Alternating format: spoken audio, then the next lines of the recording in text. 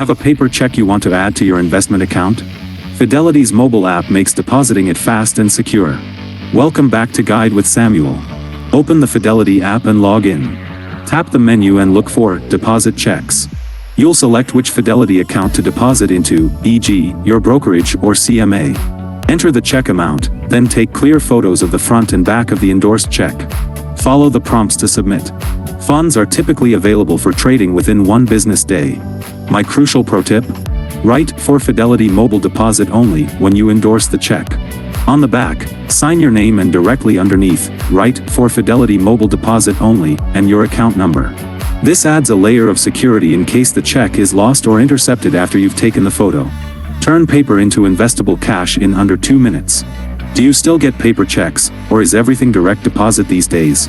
For more quick financial tech guides, subscribe. Thanks for watching.